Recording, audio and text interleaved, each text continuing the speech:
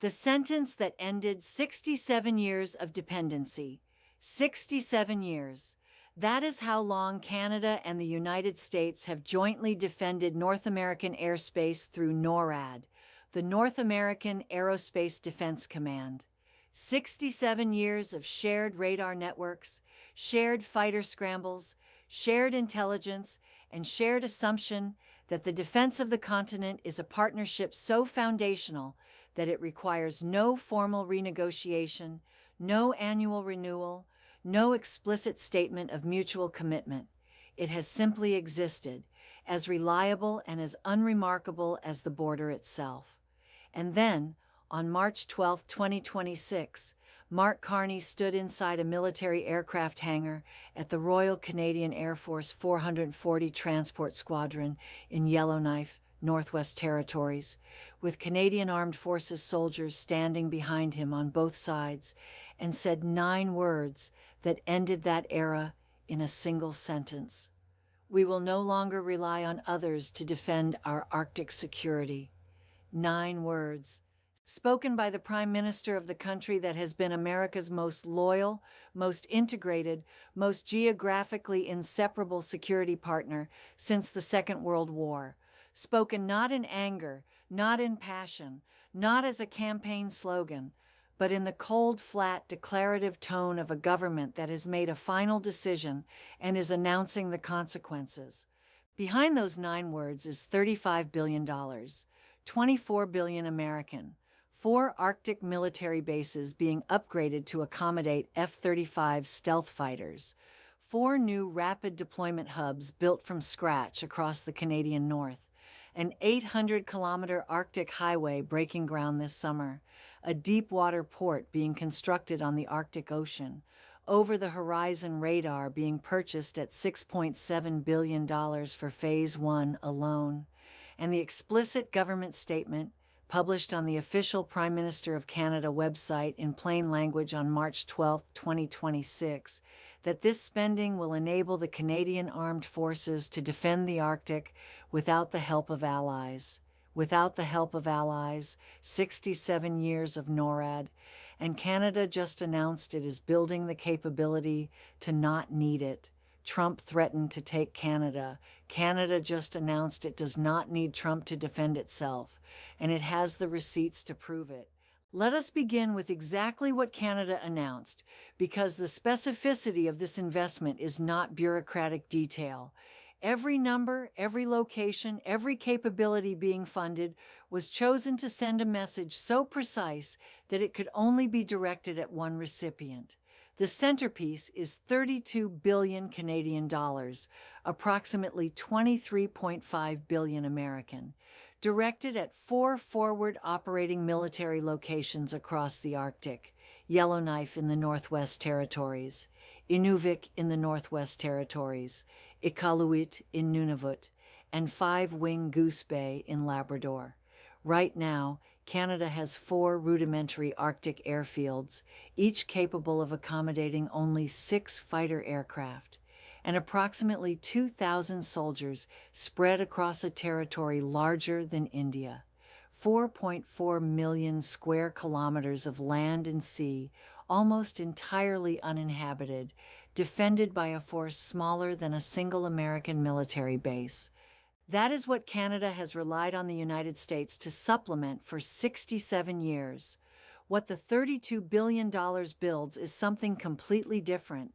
Expanded airfields capable of hosting the full complement of Canada's 88 incoming F-35 stealth fighters, new fuel facilities, expanded ammunition storage, new hangars, permanent housing for significantly larger troop deployments, upgraded secure communications and command infrastructure.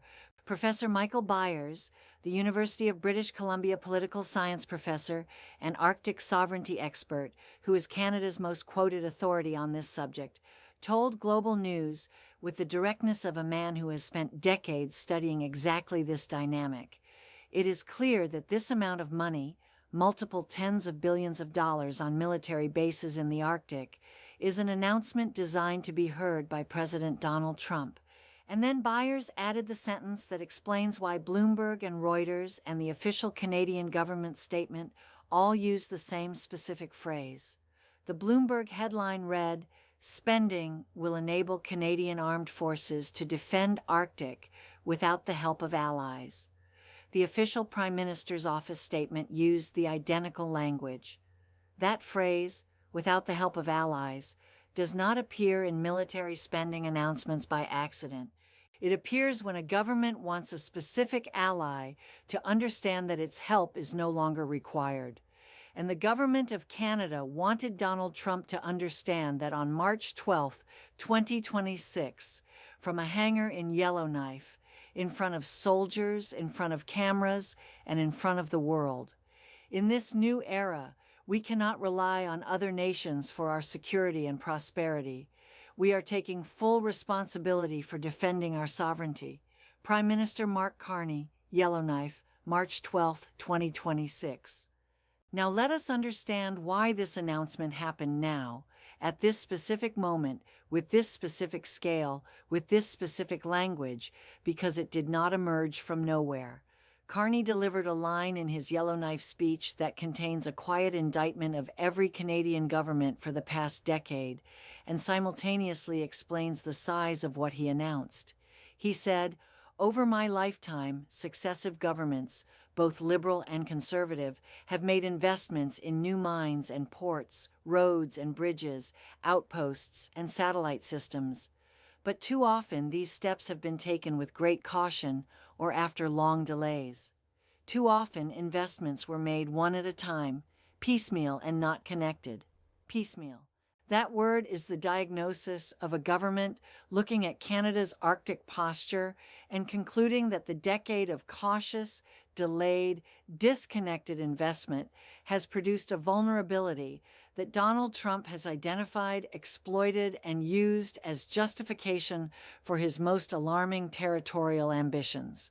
Trump has repeatedly complained, correctly, based on the evidence, about Canada's inability to adequately monitor and defend its own Arctic territory.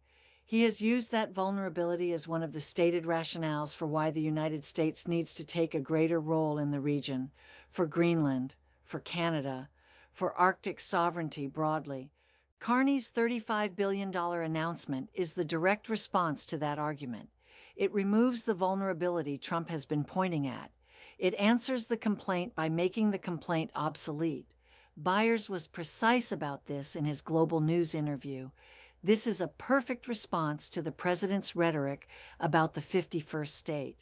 Canada is saying as a country, we have got this. We are going to take care of Arctic security. We are going to get those critical minerals. We are on your side. Leave us alone. We are your friends, and we will take care of these files. That framing, leave us alone, we have got this, is the most sophisticated diplomatic response available to a smaller country being pressured by a larger one.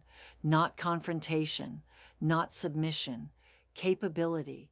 Build the capability that makes the pressure irrelevant. Spend the money that removes the argument. And then stand in a hangar in the Arctic and say the 9 words that announce you have done it. We will no longer rely on others to defend our Arctic security. Now let us talk about the dimension of this announcement that most coverage has missed entirely, because the $35 billion is not only a military statement, it is a resource sovereignty declaration of extraordinary strategic depth. And it is targeted at the specific thing Donald Trump actually wants from Canada and the Arctic, which is not governance and not territory, it is minerals. Trump has been explicit about why he wants Greenland, for the minerals. He has been explicit about why he is interested in Canadian Arctic sovereignty, for the minerals. The Arctic contains some of the largest untapped deposits of rare earth elements, lithium, cobalt, nickel, copper, and uranium on Earth, the same minerals that power electric vehicles, defense systems, satellites, and the entire technology infrastructure of the 21st century economy. China currently controls approximately 60% of global rare earth processing. The United States is desperate to secure alternative supplies. Canada's Arctic sits on top of enormous quantities of exactly what America needs. And Carney's announcement does not just build military bases, it builds the infrastructure to extract, process, and export those minerals. The Mackenzie Valley Highway, 800 kilometers of all-season road connecting Yellowknife to Inuvik, breaking ground this summer, opens the Mackenzie Valley's mineral wealth to commercial development. The Grays Bay Road and Port, 230 kilometers of road connecting to Canada's first deepwater port on the Arctic Ocean, gives those minerals a direct export route. The Taltson Hydro expansion doubles the Northwest Territories' electricity capacity to power the mines and processing facilities that will follow the roads, and the Arctic Economic and Security Corridor connects the entire network. Buyers told Global News directly, "It is also saying that Canada has got the minerals that you need, and we are going to help you with this too in the long term." Canada is not just defending its Arctic from Trump. It is offering Trump what he actually wants from the Arctic, the critical minerals, on Canadian terms, through Canadian infrastructure controlled by the Canadian government. The military bases say, "You cannot take our land." The roads and ports say, "But you can buy what is in it." That combination, sovereignty plus partnership, is the most strategically intelligent position available to a country in Canada's situation. And Carney delivered both from the same hangar on the same day. This spending will enable the Canadian Armed Forces to defend the Arctic without the help of allies. Official statement, Prime Minister's Office, March 12, 2026. Now I want to tell you what Mark Carney did immediately after delivering his Yellowknife speech, because the itinerary is the message. He did not fly to Washington. He did not call the White House. He did not schedule a meeting with the Secretary of State to explain his announcement or seek American approval for how Canada is spending Canadian money on Canadian soil to defend Canadian sovereignty. He flew to Norway to participate in NATO's biennial Arctic War Games, military exercises involving multiple European allies conducted in the Arctic, testing exactly the kind of rapid deployment capability that Canada's new bases are designed to provide. Carney flew from an Arctic hangar where he declared Canada's military independence from America directly to a Norwegian military exercise where Canada is practicing Arctic warfare alongside European allies. That itinerary communicates a complete strategic position in two destinations. Canada is building its own capability. Canada is exercising that capability with European partners. Canada is not asking Washington's permission for either decision. The significance of this goes beyond symbolism. The NATO Arctic exercises in Norway represent the same collective European security architecture that has been quietly reorienting away from American leadership since Trump's second term began. Spain evicted American aircraft. France called the Iran war illegal. Canada built Arctic bases. And now Canada is in Norway, training with the allies that are building the alternative security architecture that a post-American reliability world requires. Canada has traditionally relied on U.S. help to monitor its Arctic, a territory larger than India, because it lacked the independent capability to do so. The $35 billion builds that capability. The Norway trip demonstrates the partnerships that will supplement it, and the 9 words delivered in Yellowknife announce the conclusion that all of it adds up to. We will no longer rely on others to defend our Arctic security. Others, not America. Others. The diplomatic precision of that word choice, avoiding the naming of any specific country while making the message unmistakably clear to the specific country it is directed at, is the kind of statecraft that gets studied in foreign policy programs for decades. Here is what March 12, 2026 means when it is assembled without diplomatic softening and stated with the clarity that the moment demands. Canada announced $35 billion of Arctic military investment, the largest single sovereignty declaration in Canadian history.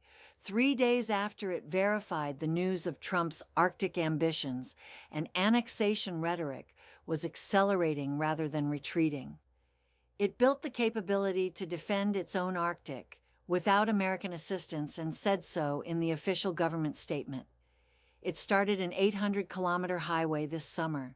It broke ground on the first deepwater port on the Arctic Ocean.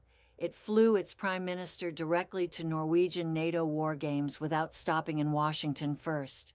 And it delivered 9 words, in a military hangar in front of soldiers in front of the world, that ended the era of Canadian Arctic dependency as cleanly and as publicly as any government has ever ended an era of dependency on a more powerful neighbor. We will no longer rely on others to defend our Arctic security. I want to leave you with the question that $35 billion and 9 words just placed on the table for every government watching Canada's announcement from every capital in the world. If Canada, America's most integrated neighbor, its largest trading partner, its 67-year NORAD partner, the country that supplies 60% of America's oil and 2/3 of its aluminum, has decided that it will no longer rely on the United States for its Arctic security and has spent $24 billion American dollars to make that decision irreversible, then what does every other American ally conclude about the reliability of the security relationship they have built their own national defense around? Japan is watching. South Korea is watching. Germany is watching. Australia is watching. Saudi Arabia already asked whether American security guarantees are still valid. Canada just answered that question for itself with a construction crane, an F-35 airfield, and 9 words spoken in a hangar at the top of the world. The era of unchallenged American alliance leadership did not end with a war or a treaty or a dramatic rupture. It ended with a prime minister standing in front of soldiers in Yellowknife and saying, calmly, finally, irreversibly, "We have got this. Subscribe. Turn on notifications. Share this report," because the world that exists after those 9 words is not the world that existed before them, and you need to understand exactly what changed. Canada said we will no longer rely on America and spent $24 billion to prove it. But this is the same Canada that signed a deal with China while Trump threatened to destroy its economy, the same Canada that demanded $12 billion from NATO, the same Canada whose prime minister flew from an Arctic hangar directly to Norwegian war games without stopping in Washington. Every chapter of this story is on this channel right now, on the screen beside me. Tap the video, watch what came before, watch what comes next, because the world is restructuring itself in real time and Thunder Elite is the only place assembling the full picture in one place. Do not miss the next chapter. It is already coming.